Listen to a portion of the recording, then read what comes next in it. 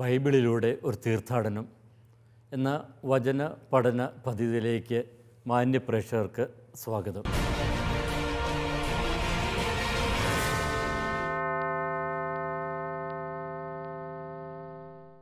വെളിപാട് ഗ്രന്ഥത്തിലെ 13-ാം അധ്യായമായിരുന്നു നാം കഴിഞ്ഞ ക്ലാസ്സിൽ വിശകലനം ചെയ്തുകൊണ്ടിരുന്നത്. ഇന്ന് നാം ആ 13-ാം അധ്യായത്തിൻ്റെ അവസാന ഭാഗത്തേക്ക് ഒന്ന് കടക്കുകയാണ്.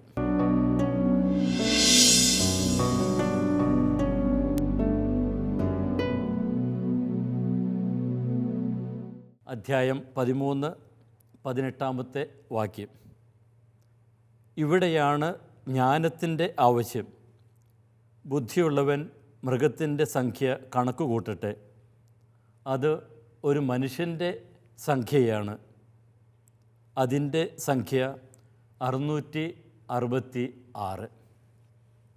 വെളിപാട് ഗ്രന്ഥത്തിൽ ഏറ്റവും കൂടുതൽ ചർച്ച ചെയ്യപ്പെടുന്ന ഒരു ഭാഗമാണിത്.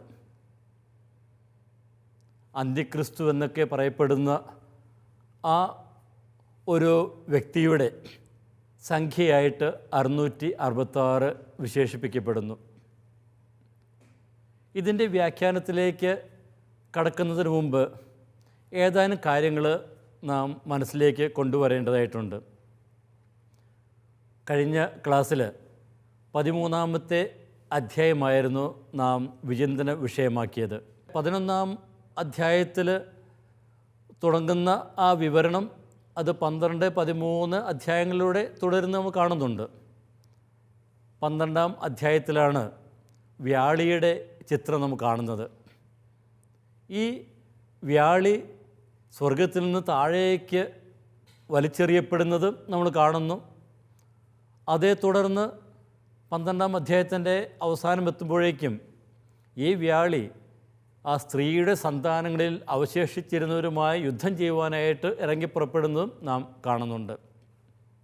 അതേ തുടർന്നാണ് 13-ാം അധ്യായത്തിൽ 2 മൃഗങ്ങളെ നാം കാണുന്നത്. കടലിൽ നിന്ന് കയറി വരുന്ന മൃഗവും കരയിൽ നിന്ന് കയറി വരുന്ന മൃഗവും. അപ്പം അതിൻ്റെ തുടർച്ചയായിട്ട് 14-ാം അധ്യായത്തിലേക്ക് വരുമ്പോൾ സിയോൺ മലമേ നിൽക്കുന്ന 144,000 പേരെ നാം കാണുന്നു.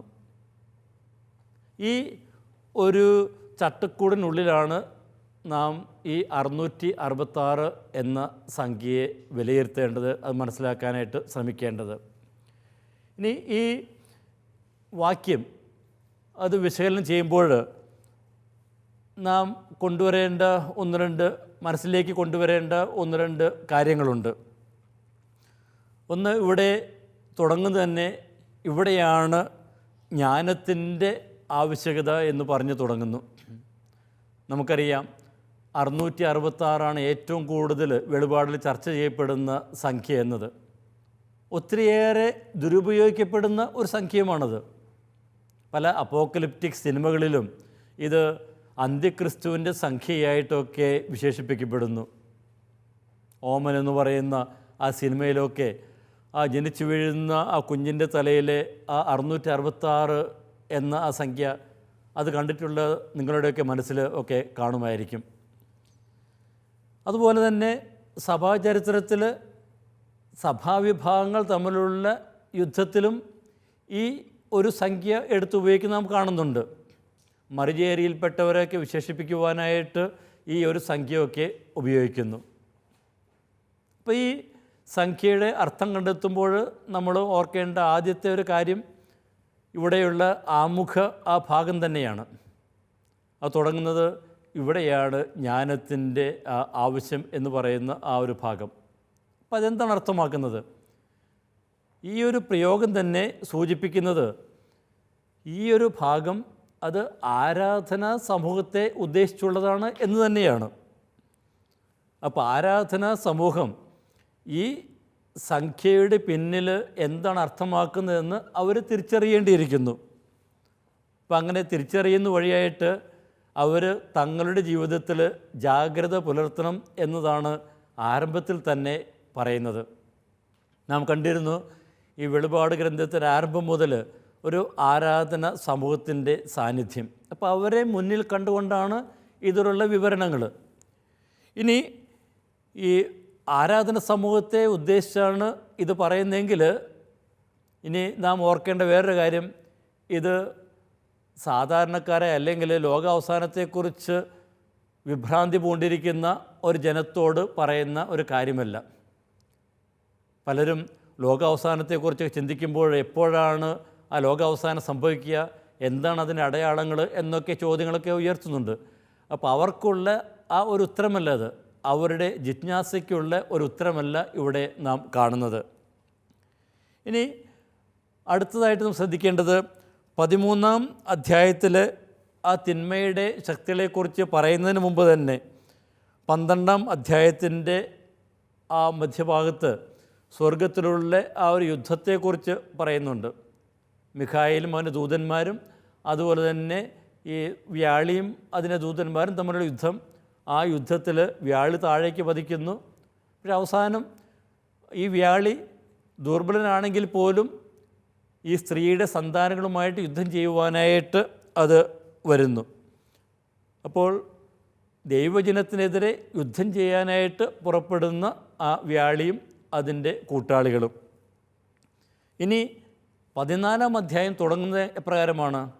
സിയോൺ മലമേൽ നിൽക്കുന്ന കുഞ്ഞാടും കുഞ്ഞാടിൻ്റെ കൂടെ നിൽക്കുന്ന 144,000 പേരും എന്നുള്ള വിശേഷണത്തോടെയാണ്. അപ്പോൾ ഇത് അർത്ഥമാക്കുന്നത് എന്താണ്? വിശ്വാസി സമൂഹത്തിനെതിരെ യുദ്ധം ചെയ്യുവാനായിട്ട് വരുന്ന ആ വ്യാളിയുടെ ആക്രമണത്തിൽ പതരരുത്, നിങ്ങളൊക്കെ കാത്തിരിക്കുന്ന ആ രക്ഷ, ആ സിയോൺ മലയിൽ കുഞ്ഞാടിനൊപ്പം ആയിരിക്കുവാനായിട്ടുള്ള ആ ഒരു സൗഭാഗ്യം, അപ്പോൾ അത് ആണ് നമ്മുടെ മനസ്സിൽ നാം കാത്തു സൂക്ഷിക്കേണ്ടത്. അപ്പോൾ വിജയമാണ് നിങ്ങളെ കാത്തിരിക്കുന്നതെങ്കിൽ ഈ തിന്മയുടെ ശക്തികളെല്ലാം അതിജീവിച്ച് കുഞ്ഞാടിനോട് കൂടെ ആയിരിക്കും എന്നാണ് നിങ്ങളെ കാത്തിരിക്കുന്ന ഭാവിയെങ്കിൽ ഈ ഭാഗം അർത്ഥമാക്കുന്നതും ഈ തിന്മയുടെ ശക്തികൾക്കെതിരെ ജാഗ്രത പുലർത്തണം എന്ന് തന്നെയാണ്. അപ്പോൾ ഇത് ദൈവജനത്തിന് നൽകുന്ന ഒരു സന്ദേശമാണ്. തിന്മയുടെ ശക്തികളെയൊക്കെ തിരിച്ചറിയുവാനായിട്ട്, തിരിച്ചറിഞ്ഞ് അതിനെതിരെ പോരാടി കുഞ്ഞാടിനോട് കൂടെ ആയിരിക്കുവാനായിട്ട്, കുഞ്ഞാടിനോട് വിശ്വസ്ത പുലർത്തുവാനായിട്ട് ഉള്ള ഒരു ആഹ്വാനം ഈ ഭാഗത്ത് തിരിച്ചറിയുവാനായിട്ട് നമുക്ക് സാധിക്കണം. ഇനി നമുക്ക് ഈ വിവരണത്തിൻ്റെ കൂടുതൽ വിശദീകരണത്തിലേക്ക് നമുക്ക് കടക്കാം. ഇവിടെയാണ് ജ്ഞാനത്തിൻ്റെ ആവശ്യം. ബുദ്ധിയുള്ളവൻ മൃഗത്തിൻ്റെ സംഖ്യ കണക്ക് കൂട്ടട്ടെ. ഇപ്പോൾ 666 എന്ന് പറയുന്ന ആ ഒരു സംഖ്യ എപ്രകാരമാണ് അത് മനസ്സിലാക്കേണ്ടത്? ഈ സംഖ്യ 666 അത് ഒരു പദത്തിൻ്റെ ഒരു സംഖ്യയായിട്ട് ചിലർക്ക് വിശേഷിപ്പിക്കാറുണ്ട്. അതിന് കാരണം ഇതാണ്, ചില പൗരാണിക സമൂഹങ്ങളിൽ അല്ലെങ്കിൽ ചില ഭാഷകളിൽ അക്കങ്ങൾക്ക് തനതായിട്ടുള്ള സംഖ്യകളൊന്നുമില്ല. അപ്പം അതുകൊണ്ട് തന്നെ അക്കങ്ങളെ സൂചിപ്പിക്കുവാനായിട്ട് അക്ഷരമാല തന്നെയാണ് ഉപയോഗിക്കുക. ഉദാഹരണത്തിന് ഗ്രീക്ക് ഭാഷയിൽ നമുക്കറിയാം ആദ്യത്തെ അക്ഷരം ആൽഫയാണ്. ആൽഫ, ആ ആൽഫയ്ക്ക് 1 എന്നാണ് മൂല്യം. ഈ രണ്ടാമത്തെ വാക്കായ ബേറ്റ അതിന് 2. അതുപോലെ തന്നെ ഹീബ്രു ഭാഷയിലും ആദ്യത്തെ അക്ഷരമായ ആലഫ്, ആലഫിന് 1 എന്ന മൂല്യമാണെങ്കിൽ ബേത്ത് എന്നുള്ള രണ്ടാമത്തേതിന് 2 എന്നാണ് മൂല്യം. അപ്പോൾ ഓരോ സംഖ്യയ്ക്കും ഓരോ പ്രത്യേക അക്ഷരങ്ങൾ കൊടുത്തിരിക്കുന്നു. അപ്പം അങ്ങനെയെങ്കിൽ ഒരു പദം എടുക്കുമ്പോൾ ആ പദത്തിൽ വരുന്ന അക്ഷരങ്ങളുടെ മൂല്യം നമുക്ക് കൂട്ടിയെടുക്കാൻ പറ്റും. ജമാട്രി എന്നൊക്കെ അതിനെയൊക്കെ വിശേഷിപ്പിക്കാറുണ്ട്. അപ്പോൾ പല പൗരാണിക സമൂഹങ്ങളിലും അങ്ങനെയുള്ള ചില കണക്കുകൂട്ടലൊക്കെ നടക്കുന്ന നമ്മൾ കാണുന്നുണ്ട്. അങ്ങനെയെങ്കിൽ ഒരു പ്രത്യേക പദം അതിൻ്റെ സംഖ്യ അത് കൂട്ടിയെടുത്താൽ 666 വരും എന്ന് ആളുകൾ വിശ്വസിക്കുന്നു. അതേതാണ് ആ പദം? അത് ആദിമ നൂറ്റാണ്ടിൽ ക്രിസ്ത്യാനികളെ ഒക്കെ ഭയപ്പെടുത്തിയിരുന്ന, അവരെയൊക്കെ പീഡിപ്പിച്ചിരുന്ന നീറോ ചക്രവർത്തിയുടെ പേര് തന്നെയാണ്. അപ്പോൾ നീറോ ചക്രവർത്തിയുടെ പേര് കേസർ നേറോൺ, കേസർ നേറോൺ എന്നാണ് അതിന് ഹീബ്രു ഭാഷയിൽ ഒക്കെ വിളിക്കുക, കേസർ നേറോൺ. അപ്പോൾ കേസർ നേറോൺ എന്നുള്ള ആ ഒരു പദം അതിൻ്റെ മൂല്യം എടുക്കുകയാണെങ്കിൽ കേസർ നേറോൺ, ഇപ്പോൾ നമ്മളത് ഇംഗ്ലീഷിൽ അക്ഷരം എഴുതുകയാണെങ്കിൽ നമുക്ക് ഇങ്ങനെ എഴുതാം, QSR, കൈസർ എന്നുള്ള പദം അതിൽ നിന്നാണ് വരുന്നത്. QSR കേസർ, നേറോൺ NRWN, അതായത് O എന്നുള്ള അക്ഷരത്തിന് ഹീബ്രു ഭാഷയിലുള്ള ആ ഒരു വാവ്, അപ്പോൾ അതാണ് OW എന്ന അക്ഷരത്തിൽ നമ്മൾ സൂചിപ്പിക്കുക. അപ്പോൾ ഈ അക്ഷരങ്ങളുടെ ആ ഒരു മൂല്യം എടുക്കുകയാണെങ്കിൽ QSR, Q കോഫ് എന്നാണെങ്കിൽ അതിന് 100 എന്നാണ് അതിൻ്റെ മൂല്യം. സാമഖ് രണ്ടാമത്തെ അക്ഷരത്തിന് 60 ആണ് മൂല്യം. പിന്നെ റേഷ് അതിന് R എന്നുള്ളതിന് 200 എന്നുള്ള മൂല്യം. പിന്നെ നുൺ അതിന് 50. പിന്നെ വീണ്ടും നേറോൺ R വീണ്ടും 200 വരുന്നു. പിന്നെ വാവ് എന്നുള്ളതിന് 6, വീണ്ടും N വരുന്നു 50. അപ്പോൾ അങ്ങനെ നമ്മൾ കൂട്ടി നോക്കുമ്പോൾ ഈ അക്ഷരങ്ങളുടെ ആ സംഖ്യ കൂട്ടി നോക്കുമ്പോൾ അത് 666 ആയിട്ട് മാറും. അപ്പം അതുകൊണ്ട് അന്നുണ്ടായിരുന്നവർ പറയും അത് നീറോ ചക്രവർത്തിയെയാണ് സൂചിപ്പിക്കുന്നത്. അപ്പം നീറോ ചക്രവർത്തിയെ സൂചിപ്പിക്കുന്നതെന്ന് പറയുന്നതിന് വേറൊരു കാരണം കൂടിയുണ്ട്. ഞാൻ നേരത്തെ സൂചിപ്പിച്ചല്ലോ, ആദിമ നൂറ്റാണ്ടിൽ ക്രൈസ്തവർ ഇത്രമാത്രം പീഡിപ്പിച്ച വേറൊരു ചക്രവർത്തിയില്ല. ആ ചക്രവർത്തിയെക്കുറിച്ച് പറയുന്നത് തന്നെ ആ റോമൻ നഗരത്തിന് തീയിട്ടുകൊണ്ട് അത് ക്രിസ്ത്യാനികളാണ് എന്ന് ആരോപണം ഉയർത്തി അവരൊക്കെ പീഡിപ്പിച്ച ചക്രവർത്തിയാണ്. പിന്നെ ഈ ചക്രവർത്തി നീറോ ചക്രവർത്തി ആത്മഹത്യ ചെയ്തു എന്നും നാം വായിക്കുന്നുണ്ട്. ഇനി നീറോയെക്കുറിച്ചുള്ള വേറൊരു ഐതിഹ്യം കൂടിയുണ്ട്. ഈ നീറോ വീണ്ടും വരും, മരിച്ചിട്ടില്ല, വീണ്ടും വരും.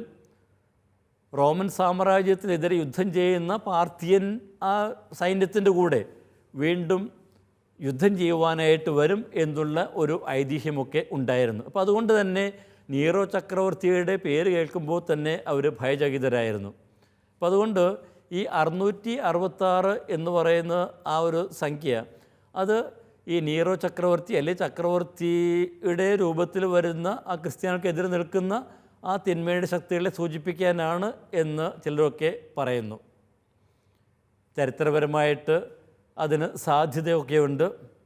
ഇനി ഇതുപോലെ ഒരു പദത്തിൻ്റെ സംഖ്യ അത് മൂല്യം കണക്ക് കൂട്ടി ഇതുപോലെ 666 ഒക്കെ കൊണ്ടുവരികയാണെങ്കിൽ അതുപോലെയും വേറെ ചില പദങ്ങൾക്കും വേണമെങ്കിൽ അതുപോലെ തന്നെയുള്ള മൂല്യങ്ങൾ കണ്ടെത്തുവാൻ സാധിക്കും.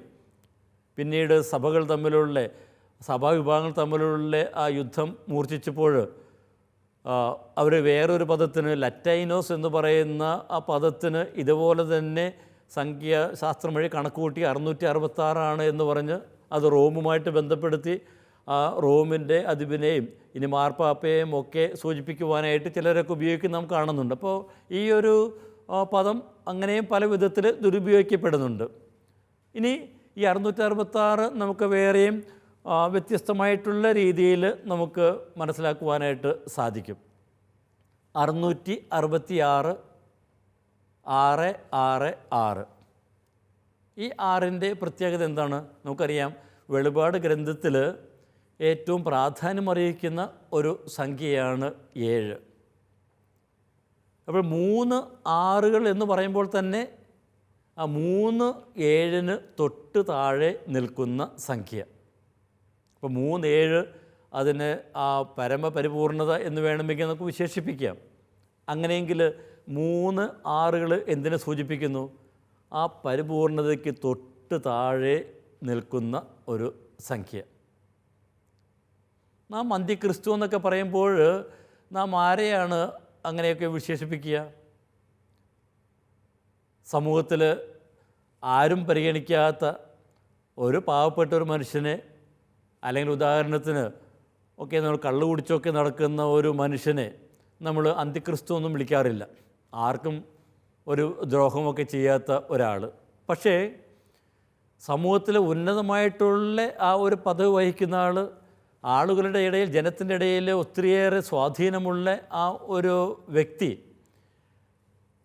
ദൈവജനത്തെ വഴിതെറ്റിക്കുവാനായിട്ട് തുടങ്ങുമ്പോൾ, അല്ലെങ്കിൽ ദൈവവിശ്വാസത്തിൽ അല്പം വെള്ളം ചേർത്ത് മായം ചേർത്ത് ആ ജനതകളെയെല്ലാം വഴിതെറ്റിക്കുവാനായിട്ട് ശ്രമിക്കുമ്പോൾ ചിലപ്പോൾ നാം ആ വ്യക്തിയെ വിളിച്ചെന്ന് വരും, ഇത് അന്തിക്രിസ്തുവിൻ്റെ രൂപം തന്നെയാണ് എന്ന്. കാരണം ആ പൂർണ്ണതയ്ക്ക് തൊട്ട് അടുത്തുവരെ എത്തി.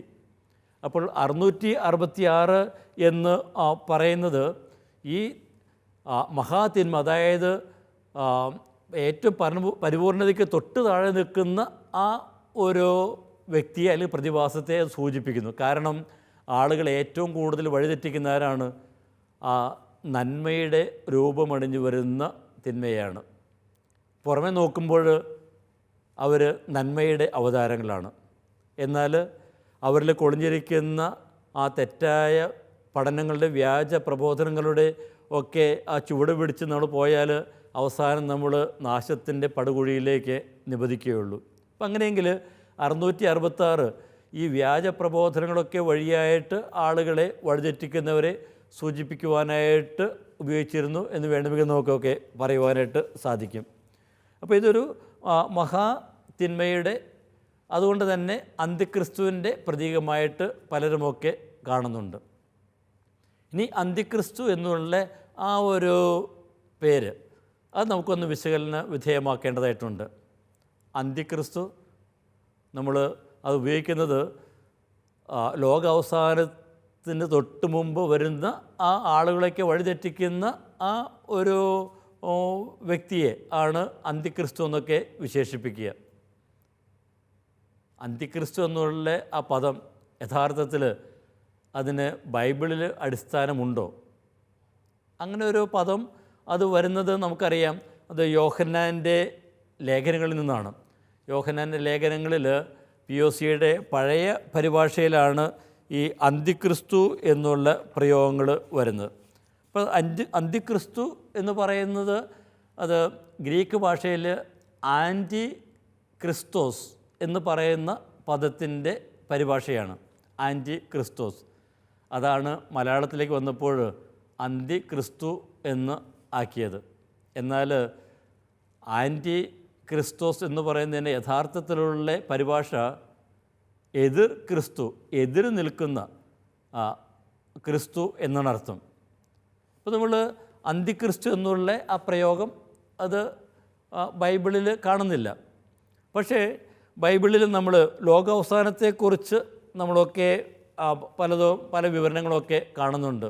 മത്തായിയുടെ സുവിശേഷത്തിൽ മത്തായി 24:5 പറയുന്നു, യേശു പറഞ്ഞു, ആരും നിങ്ങളെ വഴിതെറ്റിക്കാതിരിക്കാൻ സൂക്ഷിച്ചു കൊള്ളുവിൻ. പലരും എൻ്റെ നാമത്തിൽ വന്ന് ഞാൻ ക്രിസ്തുവാണ് എന്ന് പറയുകയും അനേകരെ വഴിതെറ്റിക്കുകയും ചെയ്യും. മാർക്കോസിൻ്റെ സുവിശേഷത്തിലും സമാനമായിട്ടുള്ള പരാമർശം നമ്മൾ കാണുന്നുണ്ട്. അപ്പോൾ അവസാന നാളുകളിൽ വഴിതെറ്റിക്കുവാനായിട്ട് വരുന്നവർ അവർ ക്രിസ്തുവാണ് എന്ന പേരിൽ, ക്രിസ്തുവാണ്, ക്രിസ്തുവിൻ്റെ പ്രബോധനങ്ങളാണ് അവർ പഠിപ്പിക്കുന്നത് എന്ന് പറഞ്ഞുകൊണ്ട് ആളുകളെ വഴിതെറ്റിക്കുന്നവരെക്കുറിച്ചൊക്കെ പറയുന്നു. ഇനി ഇതുപോലെ തന്നെ വഴിതെറ്റിക്കുന്നവരെക്കുറിച്ച്, വ്യാജപ്രവാചകരെക്കുറിച്ച് നമ്മൾ വെളിപാട് ഗ്രന്ഥത്തിൽ നമ്മളൊക്കെ കാണുന്നുണ്ട്.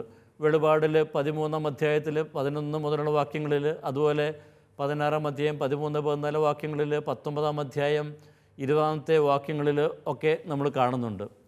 ഇനി അതുപോലെ തന്നെ തെസലോണിയക്കാർക്ക് എഴുതിയ ലേഖനത്തിൽ 2 തെസലോണിയക്കാർക്ക് 2-ാമത്തെ അധ്യായം 3-ാമത്തെ വാക്യം, അപ്പോൾ അവിടെയും ഒരു തിന്മയുടെ ഒരു അരാജക ശക്തിയെക്കുറിച്ച് അവിടെ പറയുന്നുണ്ട്. 2 തെസലോണിയ 2-ാമത്തെ അധ്യായം 3 മുതലുള്ള ആ വാക്യങ്ങൾ ഞാനൊന്ന് വായിക്കാം. ആരും നിങ്ങളെ ഒരു വിധത്തിലും വഞ്ചിക്കാതിരിക്കട്ടെ. എന്തെന്നാൽ ആ ദിവസത്തിനു മുമ്പ് വിശ്വാസത്യാഗമുണ്ടാവുകയും നാശത്തിൻ്റെ സന്താനമായ അരാജകത്വത്തിൻ്റെ മനുഷ്യൻ പ്രത്യക്ഷപ്പെടുകയും ചെയ്യേണ്ടിയിരിക്കുന്നു. ദൈവമെന്ന് വിളിക്കപ്പെടുന്നതോ ആരാധന വിഷയമായിരിക്കുന്നതോ ആയ എല്ലാറ്റിനെയും അവൻ എതിർക്കുകയും അവയ്ക്കുപരി തന്നെ പ്രതിഷ്ഠിക്കുകയും ചെയ്യും. അതുവഴി താൻ ദൈവമാണെന്ന് പ്രഖ്യാപിച്ചുകൊണ്ട് അവൻ ദൈവത്തിൻ്റെ ആലയത്തിൽ സ്ഥാനം പിടിക്കും. ഇപ്പോൾ ഇവിടെ അരാജകത്തിൻ്റെ ശക്തിയെക്കുറിച്ച് പറയുന്നുണ്ട്. പക്ഷേ അരാജകത്തിൻ്റെ ശക്തി എന്ന് പറയുന്നെങ്കിലും അവിടെ അന്തിക്രിസ്തു എന്നുള്ള പേരിൽ അവൻ അറിയപ്പെടുന്നില്ല. ഇപ്പോൾ നേരത്തെ സൂചിപ്പിച്ചതുപോലെ ഈ അന്തിക്രിസ്തു എന്നുള്ള ആ ഒരു പ്രയോഗം പഴയ POC ബൈബിളിലാണ് നമ്മൾ കാണുക. രണ്ടാമത്തെ 1 യോഹന്നാൻ 2:18-22, പിന്നെ 4:3, 2 യോഹന്നാൻ 7, ഇവിടെയൊക്കെ നമ്മൾ ആ ഒരു പ്രയോഗം കാണുന്നുണ്ട്. പക്ഷേ അതിൻ്റെ യഥാർത്ഥത്തിലുള്ള പരിഭാഷ എതിർ ക്രിസ്തു ആണ് എന്ന് ഞാൻ പറഞ്ഞു. അതുപോലെ തന്നെ ശ്രദ്ധിക്കേണ്ട വേറൊരു കാര്യം, ഇവിടെ അത് ബഹുവചന രൂപത്തിലാണ് ഉപയോഗിച്ചിരിക്കുന്നത്, ബഹുവചന രൂപത്തിൽ. അപ്പോൾ അല്ലെങ്കിൽ എതിർ ക്രിസ്തുമാർ വരുന്നു എന്നാണ്. അപ്പോൾ ലോകാവസാനത്തിന് മുമ്പ് വരുന്ന ആ ഒരു അന്ത്യക്രിസ്തുവിനെ കുറിച്ചല്ല ഇവിടെ പറയുന്നത്. അതായത് ഇവർ യേശുവിൽ വിശ്വസിക്കാത്തവരാണ്, യേശുവിൻ്റെ പ്രബോധനങ്ങളൊക്കെ വളച്ചൊടിക്കുന്നവരാണ്. മാത്രമല്ല ഇവരൊക്കെ നമ്മുടെ കൂടെ തന്നെയുള്ളവരൊക്കെ തന്നെയാണ് എന്ന് യോഹന്നാൻ അവിടെ വിശേഷിപ്പിക്കുന്നുണ്ട്. ഇനി അവസാന നാളുകളിൽ എന്ന് പറയുമ്പോഴും നമുക്ക് പുതിയ നിയമത്തിൽ എന്താണ് അർത്ഥമാക്കുന്നത് എന്ന് ഒന്നുകൂടി നമ്മൾ മനസ്സിലാക്കേണ്ടതായിട്ടുണ്ട്. അവസാന നാളുകൾ അത് യേശുവിൻ്റെ ഉയർപ്പിന് ശേഷമുള്ള സമയം തന്നെയാണ്. അപ്പോൾ അവസാന നാളുകൾ എന്ന് പറയുമ്പോൾ യേശുവിൻ്റെ ഉയർപ്പിന് ശേഷമുള്ള സമയം, അത് യേശുവിൻ്റെ പുനരാഗമനം വരെയുള്ള ആ ഒരു സമയം തന്നെയാണ് എന്നൊക്കെ പറയുവാനായിട്ട് സാധിക്കും. അപ്പോൾ ഇവിടെ അന്തിക്രിസ്തു എന്നുള്ള ആ ഒരു പ്രയോഗം അത് ബൈബിളിൽ അതിന് വലിയ ഒരു അടിസ്ഥാനമൊന്നും കാണുന്നില്ല. പക്ഷേ ആളുകളെ വഴിതെറ്റിക്കുന്ന ആ വ്യാജപ്രവാചകർ, അല്ലെങ്കിൽ യേശുവാണെന്ന് പ്രഖ്യാപിച്ചുകൊണ്ട് താൻ ദൈവമാണെന്നൊക്കെ പ്രഖ്യാപിക്കുന്ന ആ ആളുകൾ, അപ്പോൾ അവരെക്കുറിച്ചൊക്കെയുള്ള സൂചനകൾ നമ്മളൊക്കെ കാണുന്നുണ്ട്. ഇനി അന്തിക്രിസ്തു എന്നുള്ള ആ ഒരു പ്രയോഗം അത് കൂടുതൽ വ്യാപകമാകുന്നത് 2ാമത്തെ നൂറ്റാണ്ടിന് ശേഷമാണ്. അപ്പോൾ അവിടെയാണ് അന്ത്യക്രിസ്തുവിനെക്കുറിച്ചുള്ള ആ പാരമ്പര്യങ്ങൾ ഒക്കെ വളരെ ശക്തമാകുന്നത്. ചരിത്രത്തിൽ തിന്മയുടെ ശക്തമായ സാന്നിധ്യം സൂചിപ്പിക്കാനും അതിനെ എപ്രകാരം കീഴടക്കാൻ സാധിക്കും എന്നതിൻ്റെ ചിത്രീകരണമാണ് ഇവിടെ നാം ഒക്കെ കാണുക. അപ്പോൾ 666 എന്ന് പറയുന്ന ആ ഒരു സംഖ്യ അത് ആദ്യം സൂചിപ്പിച്ചു. അത് ചരിത്രപരമായിട്ട് നീറോ ചക്രവർത്തിയെ സൂചിപ്പിക്കുന്നതാകാം. പക്ഷേ അതിനപ്പുറം അത് കൂടുതലും അന്നുണ്ടായിരുന്ന ആ തിന്മയുടെ ആ ശക്തികളെയെല്ലാം, അല്ലെങ്കിൽ അവരെയൊക്കെ വഴിതെറ്റിക്കുന്ന ആ വ്യാജ പ്രബോധനങ്ങൾ, വ്യാജപ്രവാചകർ, അവരൊക്കെ സൂചിപ്പിക്കുവാനായിട്ട് ഉപയോഗിക്കുന്ന ഒരു പ്രയോഗം തന്നെയാണ്. അപ്പോൾ ഇവരുടെയൊക്കെ ആ പഠനങ്ങൾ അത് യേശുവിൻ്റെ പഠനങ്ങളാണ് എന്ന് തോന്നിപ്പിക്കും വിധമാണ് അവരത് അവതരിപ്പിക്കുക. അതുകൊണ്ട് തന്നെയാണല്ലോ ആളുകളെ ഒക്കെ വളരെ എളുപ്പത്തിൽ വഴിതെറ്റിക്കുവാനായിട്ടൊക്കെ സാധിക്കുന്നത്. അപ്പോൾ അങ്ങനെയുള്ള പ്രബോധനങ്ങളെക്കുറിച്ച് ജാഗ്രത പുലർത്തണം എന്ന് തന്നെയാണ് വെളിപാട് ഗ്രന്ഥകാരൻ ഇവിടെ പറയുന്നത്. അപ്പോൾ 666 എന്ന് പറയുന്ന ആ സംഖ്യ ഇവിടെ സൂചിപ്പിക്കുമ്പോൾ നാം ഒരു കാര്യം നമ്മൾ വ്യക്തമായിട്ട് തിരിച്ചറിയണം. ഇത് ആരാധന സമൂഹത്തിനുള്ള ഒരു സന്ദേശം തന്നെയാണ്. അപ്പോൾ ആരാധന സമൂഹത്തെ കുറിച്ചാണ് ഇവിടെ പറയുക. അപ്പോൾ ദൈവജനവും തിന്മയുടെ ശക്തികളും തമ്മിലുള്ള സംഘർഷമാണ് ഇതിൻ്റെ പശ്ചാത്തലമായിട്ടുള്ളത്. ദൈവത്തോട് കൂടെ നിൽക്കുന്ന ജനം, ഇനി മറുവശത്ത് നിൽക്കുന്നവരെ അത് ഭൂവാസികൾ എന്നാണ് വിശേഷിപ്പിക്കുന്നത് എന്ന് നാം കാണുന്നുണ്ട്. അപ്പോൾ അവർ മൃഗത്തിൻ്റെ കൂടെ നിൽക്കുന്നവരാണ്, സാത്താൻ്റെ കൂടെ നിൽക്കുന്നവരാണ്.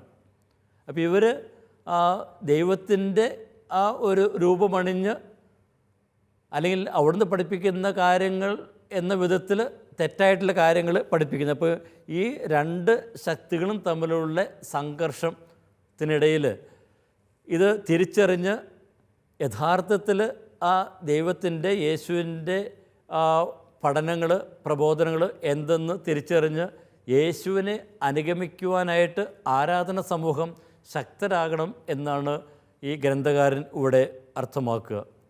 അപ്പോൾ ഇവിടെ അവതരിപ്പിക്കുന്ന 666 എന്ന് പറയുന്ന സംഖ്യ അത് പല രൂപങ്ങളിൽ ഇവിടെ നേരത്തെ അവതരിപ്പിക്കുന്നുണ്ട്.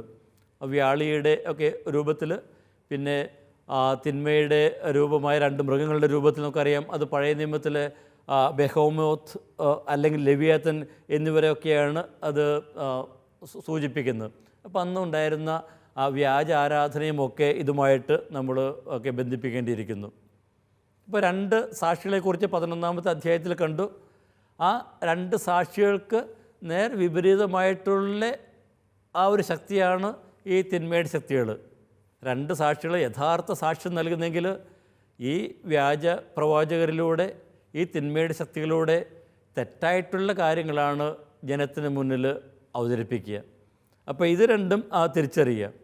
അപ്പോൾ ക്രിസ്തുവിനെ പോലെ അവതരിക്കുന്ന അവർ മൃഗത്തെക്കുറിച്ച് പറയുമ്പോൾ നമ്മൾ നേരത്തെ കണ്ടിരുന്നല്ലോ, മുറിവേറ്റെങ്കിലും സുഖപ്പെട്ട ഒരു മൃഗത്തെക്കുറിച്ച്.